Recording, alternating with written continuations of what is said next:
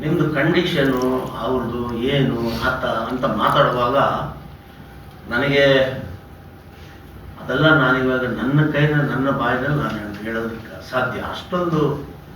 ಅಷ್ಟೊಂದು ಅವರ ಕಂಡೀಷನ್ ಎಲ್ಲ ಹೇಳೋಕ್ಕಾಗದೇ ಇರುವಂಥದ್ದು. ಈಗ ಅದಕ್ಕೆ ಅದನ್ನು ನಾವು ವಕೀಲರಿಗೆ ಕೊಟ್ಟಿದ್ದೇವೆ.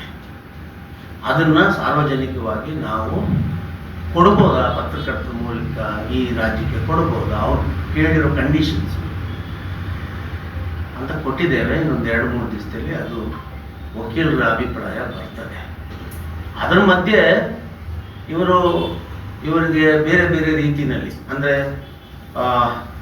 ಒತ್ತಡಗಳು ಮಗದೊಂದು ಇವ್ರಿಗೆ ಬಂದು ಇವರು ಕೂಡ ಏನು 3 ತಿಂಗಳಾಯಿತು ಬರೀ ಅವರು ಇವತ್ತು ನಾಳೆ ಅಂತಾರೆ. ಅವ್ರು ಕೇಳಿರೋದೆಲ್ಲ ನನ್ನ ಕೈನಲ್ಲಿ ನಾವು ಕಲ್ಪನೆ ಕೂಡ ಮಾಡೋಕ್ಕಾಗಲ್ಲ. ಅಂಥ ಕಂಡೀಷನ್ಗಳು ಅವ್ರು ಕೇಳ್ತಾರೆ. ಅದು ಮಾಡೋಕ್ಕಾಗಲ್ಲ ಅಣ್ಣ, ನಾವು ಕೋರ್ಟ್ ಮೂಲಕ ಬಗೆಹರಿಸೋಣ.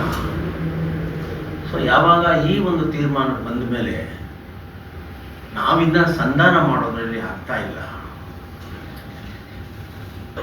ಅವ್ರು ಏನು ಕೇಳಿದ್ದಾರೆ ಅದೊಂದು 2-3 ದಿನದಲ್ಲಿ ಬಂದ ಮೇಲೆ ಇವರು ಏನು ಮಾತಾಡಿದ್ದಾರೆ, ಯಾರು ಮಧ್ಯಸ್ಥಿಕೆ ಮೂಲಕ ಏನೆಲ್ಲ ಮಾಡಿದ್ದಾರೆ ಅವ್ರ ಹತ್ರ ದಾಖಲೆಗಳಿದೆ. ಅದೆಲ್ಲನೂ ಕೂಡ ನಿಮ್ಮ ಮುಂದೆ ಇಡ್ತಾರೆ. ಅದು ಇವತ್ತಿನ ಪತ್ರಿಕಾಗೋಷ್ಠಿಯಲ್ಲಿ ನಾನು ಹೇಳೋದು ಅಂದರೆ, ಪೂಜಾ ಆಚಾರ್ಯ ಅವರ ಈ ಕುಟುಂಬಕ್ಕೆ ಕಾನೂನು ಹೋರಾಟ ಒಂದು ತಾರ್ಕಿಕ ಅಂತ್ಯ ಕಾಣೋವರೆಗೂ ಕೂಡ ವಿಶ್ವಕರ್ಮ ಸಮಾಜ ಇವರ ಬೆನ್ನಿಂದೆ ಇರ್ತಾರೆ.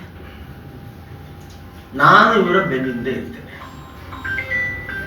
ನ್ಯಾಯಾಲಯ ನಮಗೆ ಯಾವುದೇ ರೀತಿಯಲ್ಲೂ ಕೂಡ ಇವ್ರಿಗೆ ಅನ್ಯಾಯ ಮಾಡುವಂಥ ಪ್ರಕ್ರಿಯೆ ಮಾಡೋದಿಲ್ಲ. ಯಾಕಂತ ಹೇಳಿದ್ರೆ ಕಣ್ಣೆದುರಿಗೆ ಎಲ್ಲವೂ ಇದೆ. ಆದ್ದರಿಂದ ನ್ಯಾಯ ನಮಗೆ ಸಿಗ್ತದೆ.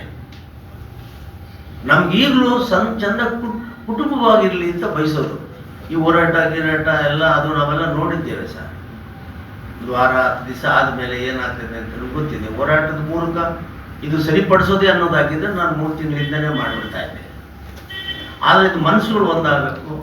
ಅವರಿಬ್ಬರು ಸ್ನೇಹಿತರಿದ್ದಾರೆ, ಏನೋ ಆಗುತ್ತೆ ಒಳ್ಳೇದಾಗಲಿ ಅನ್ನೋ ಉದ್ದೇಶದಿಂದ ನಾವು ಮಾಡಿದ್ವಿ. ಇದರಲ್ಲಿ ಆರೋಪಗಳು ಬೇರೆ ಬಂದಾಗ ಬೇಡ, ಇದನ್ನು ಕ್ಲಾರಿಫೈ ಮಾಡೋಣ. ನಾವು ಹೋರಾಟ ಮಾಡಿಲ್ಲ, ಸಂಧಾನ ಮಾಡಿದ್ದೀವಿ. ಸಂಧಾನ ಅನ್ನೋದು ಇದು ಹೇಗಿರುತ್ತೆ ಅಂದರೆ,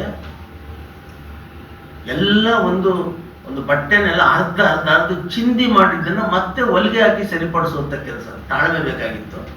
ಆದರೆ ಅವರು ಅದನ್ನು ಅಡ್ವಾಂಟೇಜ್ ತಗೊಂಡು ಭಾಳ ಕೇಳಿದ್ರು.